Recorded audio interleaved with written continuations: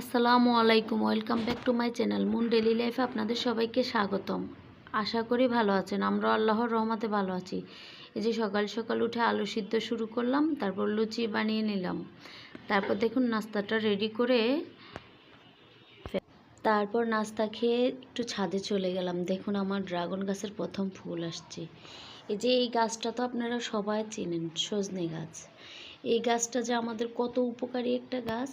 আমার ছাদে একটা গাছ লাগাইছি, এই যে গাছটা কত সুন্দর সজনে পাতা হয়েছে দেখুন।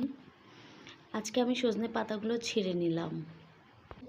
এই সজনে পাতায় আমরা অন্য শাকের থেকে 25 গুণ বেশি আয়রন পেয়ে থাকি। খুব উপকারী একটা পাতা, এর গুণ বলে শেষ করা যাবে না। আজকে আমি পাতাগুলো তুলে নিলাম, দেখুন কি ফ্রেশ। এখন আমি এগুলোকে ভালোভাবে ধুয়ে নেব, একদম পরিষ্কার করে একটা গামলায় ঢেলে পানি দিয়ে ধুয়ে নেব। শুকাতে দিয়ে দিলাম, কিন্তু শুকাচ্ছে না। তারপর একটা কাপড়ে মেলে দিলাম।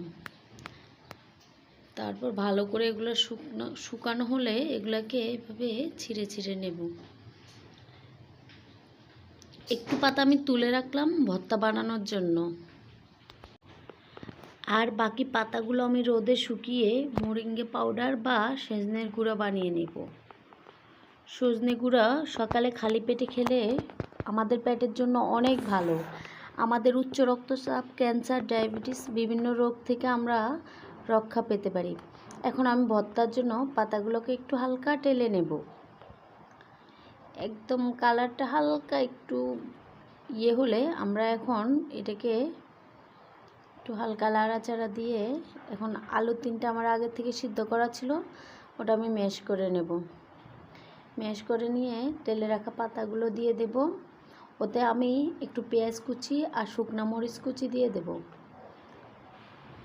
তারপর আমি এতে একটু সরিষার তেল দিয়ে সুন্দরভাবে মেখে নেব। এই পাতা আল্লাহ আমাদেরকে উপহারস্বরূপ দিয়েছে। এই পাতার যে কী গুণ, দুধের থেকে 4 গুণ পরিমাণ ক্যালসিয়াম, গাজরের থেকে 4 গুণের বেশি ভিটামিন। এই সজনে পাতার কথা আর গুণের কথা আমি বলে শেষ করতে পারবো না। কথা বলতে বলতে আস্তে আস্তে আমি এই যে সজনে পাতার ভর্তাটা সুন্দরভাবে বানিয়ে ফেললাম। খেতে খুব মজা, আপনারা বাসায় বানিয়ে ট্রাই করবেন, অনেক টেস্টি খেতে। যাদের বাসায় গাছ আছে তারা একবার এভাবে বানিয়ে খাবেন, খেতে খুব ভালো।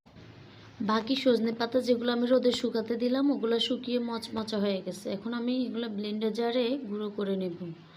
দেখেন কি সুন্দর গুঁড়ো হয়ে যায়। এভাবে গুঁড়ো করে আমরা অনেক দিন সংরক্ষণ করে রেখে দিতে পারবো। আমি কাঁচের জারে ভরে রাখলাম। সকালবেলায় 2 চামচ দিয়ে 1 গ্লাস পানিতে খেলে পেটের বিভিন্ন রোগ থেকে মুক্তি পাওয়া যায়। এই যে আমি বিকালের নাস্তা বানাতে চলে আসলাম। প্রথমে কড়াইয়ে তেল দিয়ে নিলাম, তারপর আটা ময়দা দিয়ে চিনি দিয়ে একটা ব্যাটার তৈরি করে রাখলাম। গরম তেলে আমি এগুলো আস্তে আস্তে দিয়ে দেব। এটা অন্যভাবেও বানানো যায়, আমারটা বেশি ভালো হয় নাই, মনে কিছু নেবেন না, যেরকম পারছি আমি ওরকম বানাই। তারপর আমি পিঠাগুলো আস্তে আস্তে ভেজে নেব। পিঠা ভাজতে ভাজতে একটা কথাই বলে নিন, যারা যারা এখনও আমার চ্যানেলটা সাবস্ক্রাইব করেন না প্লিজ সাবস্ক্রাইব করে নেবেন, আর যারা যারা করেছেন তাদেরকে যেন অসংখ্য ধন্যবাদ। প্লিজ ভিডিওটা না টেনে পুরো ভিডিওটা দেখবেন।